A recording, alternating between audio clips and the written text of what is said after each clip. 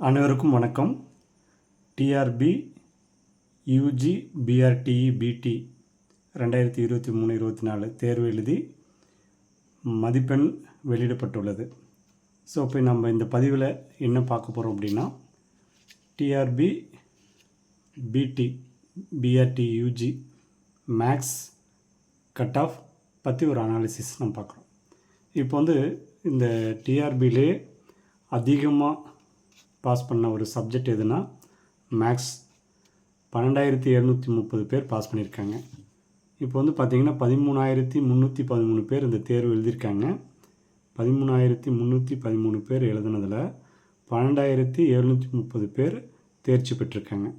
இதில் பார்த்திங்கன்னா மொத்த வேக்கண்ட் மேக்ஸில் மட்டும் எவ்வளோ இருக்குது அப்படின்னு பார்த்தோம்னா 355 வேக்கண்ட் இருக்குது. 355 வேக்கண்ட் இருக்குது.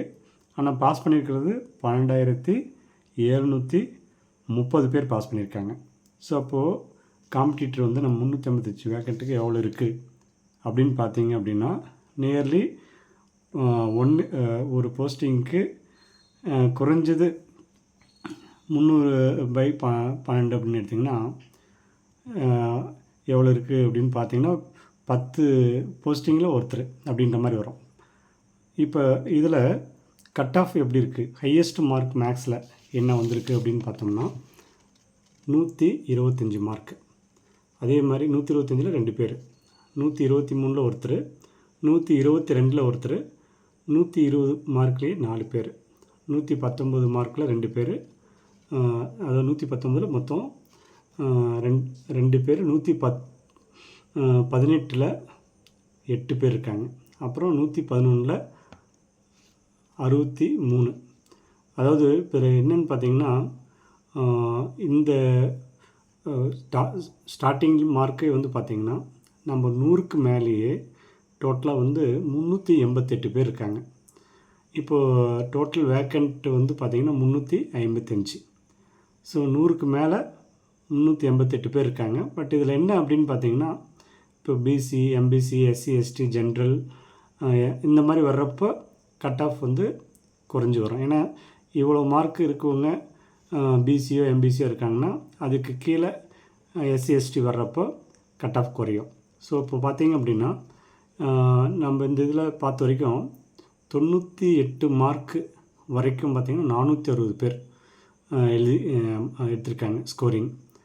ஸோ இப்போது இதில் மேக்ஸில் 355 வேக்கண்ட்டில் ஜென்ரலுக்கு 89 வேக்கண்ட்டும், பிசிக்கு 74 வேக்கண்ட்டும், பிசிஎம்க்கு 11 வேக்கண்ட்டும், எம்பிசிக்கு 65 வேக்கண்ட்டு, எஸ்சிக்கு 76, எஸ்சிஏக்கு 15, எஸ்டிக்கு 25, மொத்தம் 355 வேக்கண்ட்டு. இப்போ நம்ம இது வரைக்கும் கொடுத்துருக்குற மொத்த வேக்கண்ட் 3,192 வேக்கண்ட்டில் மேக்ஸில் 355 கேட்டகரி வைஸ் இந்த மாதிரி எடுத்துக்குவாங்க, செலெக்ஷன் கொடுப்பாங்க. இப்போ இதில் நம்ம அனாலிசிஸ் பண்ணி பார்த்தது வரைக்கும் என்ன மார்க் இருந்தால் கட் ஆஃப் நம்ம BC, MBC, SC, ST, STA, BCM எல்லாமே கிடைக்கும். இதில் பார்த்திங்கன்னா 30% லேடிஸ் கோட்டா இருக்குது. அப்புறம் நெக்ஸ்ட் பார்த்திங்க அப்படின்னா ஃபிசிக்கலி ஹேண்டிகேப்டு, பிஎஸ்டிஎம் இதெல்லாம் இருக்கிறதுனால அதை பேஸ் பண்ணி வரப்போ மார்க்கு கீழே இருக்கவங்களுக்கும் கிடைக்க வாய்ப்பு இருக்குது. ஸோ மொத்தம் 12,730 பேர் பாஸ் பண்ணதில் 355 வேக்கண்ட்டு. ஸோ இப்போ இந்த வேக்கண்ட் கூடுதலாகவும் வரலாம். ஏன்னா 2013க்கு பிறகு 2011, 12, 12, 13 இந்த 2 டைம் 17,000 சில்லரை 18,000 சில்லரை போஸ்டிங் போட்டிருக்காங்க. அதுக்கு பிறகு 10 வருஷம், 10 இப்போ 11 வருஷம் ஆக போகுது போஸ்டிங் இது வரைக்குமே போடல. அப்படி பார்க்குறப்ப வேக்கண்ட் கண்டிப்பாக நிறைய இருக்குது. கவர்மெண்ட் மீண்டும் அனௌன்ஸ் பண்ணுறதுக்கு வாய்ப்பு இருக்குது. ஸோ அப்போ அதில் இந்த சப்ஜெக்டில் கட் ஆஃப் எப்படி இருந்தால் நமக்கு கிடைக்கும் அப்படின்ற ஒரு கான்ஃபிடெண்ட்டாக இருக்கலாம் அப்படின்னு பார்த்தீங்கன்னா, ஓசி ஜென்ரலுக்கு பார்த்திங்கன்னா ஒரு 110 to 125 இந்த மதிப்பெண் உள்ளவங்க பொது பிரிவில் நம்ம எதிர்பார்க்கலாம். அதே மாதிரி பிசியில் 105 to 110 இந்த மார்க் பிசியில் எதிர்பார்க்கலாம். பிசிஎம் 100 to 105 இந்த மார்க் உள்ள மாணவர்கள் பிசிஎம்மில் எதிர்பார்க்கலாம். எம்பிசி 98 to 104 இந்த மார்க்குள்ள இருக்கவங்க எம்பிசியில் எதிர்பார்க்கலாம்.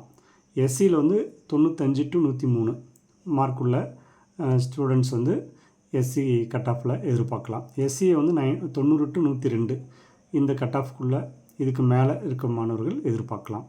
அதேமாதிரி எஸ்டி வந்து 87 to 100 இந்த மதிப்பெண் உள்ள மாணவர்கள் எதிர்பார்க்கலாம். இதில் வந்து பார்த்திங்க அப்படின்னா வெயிட்டேஜ் மார்க் இப்போ இது வந்து இறுதியான இது கிடையாது. இப்போ நம்ம வந்து கொடுத்துருக்கிறதுல எடுத்துருக்கிற செலெக்ஷன்ஸ் வச்சு பார்க்குறப்ப இந்த மாதிரி வரும் அப்படின்ற ஒரு இது கொடுத்துருக்கோம். பட் இந்த மாதிரி வந்தால் நம்ம தைரியமாக எதிர்பார்க்கலாம். இதில் 2012 பாஸ் பண்ணவங்களுக்கு வெயிட்டேஜ் மார்க் 5.5, 2013 5, அந்த மாதிரி 0.5 வரைக்கும் வெயிட்டேஜ், 0.5லேருந்து 5.5 வரைக்கும் வெயிட்டேஜ் கொடுத்துருக்காங்க.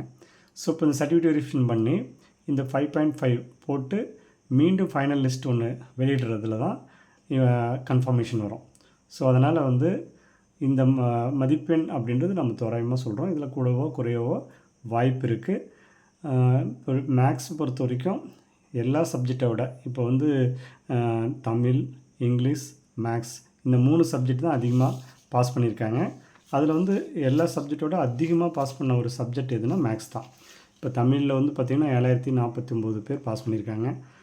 இங்கிலீஷில் 9431 பேர் பாஸ் பண்ணியிருக்காங்க. மேக்ஸில் 12730. இதே வந்து ஃபிசிக்ஸில் பார்த்திங்கன்னா 2697 பேர் பாஸ் பண்ணியிருக்காங்க. கெமிஸ்ட்ரியில் 2803 பேர் பாஸ் பண்ணியிருக்காங்க. பாட்னியில் 357 பேர் தான் பாஸ் பண்ணியிருக்காங்க. ஜுவாலஜியில் 458 பேர் தான் பாஸ் பண்ணியிருக்காங்க. ஹிஸ்ட்ரியில் 1605 பேர், ஜாகிரஃபியில் 182 பேர். ஸோ இப்போ பார்த்திங்க அப்படின்னா எல்லா சப்ஜெக்டை விட அதிகமாக பாஸ் பண்ணியிருக்கிற சப்ஜெக்ட்டு மேக்ஸ். ஸோ இப்போ மேக்ஸ்லாம் வந்து பார்த்திங்கன்னா இன்னும் நல்லா நம்ம படிக்கணும், எழுதி பார்க்கணும். அதே மாதிரி மற்ற சப்ஜெக்ட்னா கூட டக்குன்னு ஆன்சர் பண்ணிடலாம். பட் இதை வந்து ஒரு சம்மை வந்து நம்ம ஒர்க் அவுட் பண்ணி பண்ணுறதுக்குலாம் டைம் பத்தாது.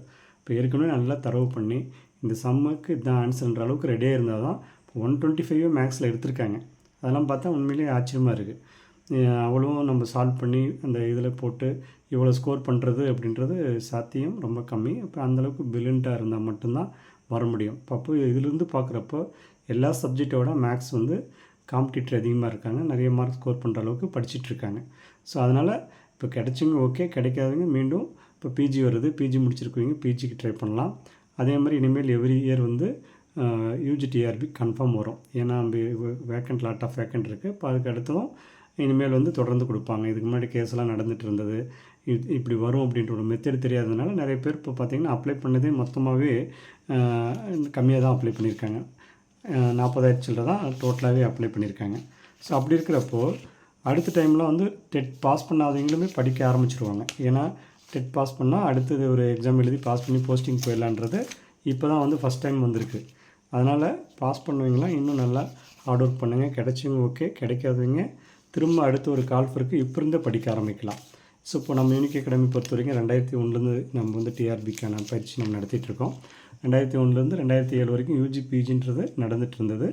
அதுக்கு அடுத்தது 2008 9 10 இதெல்லாம் வந்து பார்த்திங்கன்னா சீனியாரிட்டி போட்டிருந்தாங்க. அப்புறம் 2011 மீண்டும் டெட் அப்படின்னு வந்தது. யூஜியை கேன்சல் பண்ணிவிட்டு அந்த 2 வருஷம் வந்து டேட்டா போட்டாங்க. அதுக்கு பிறகு வந்து இது வரைக்கும் போடல.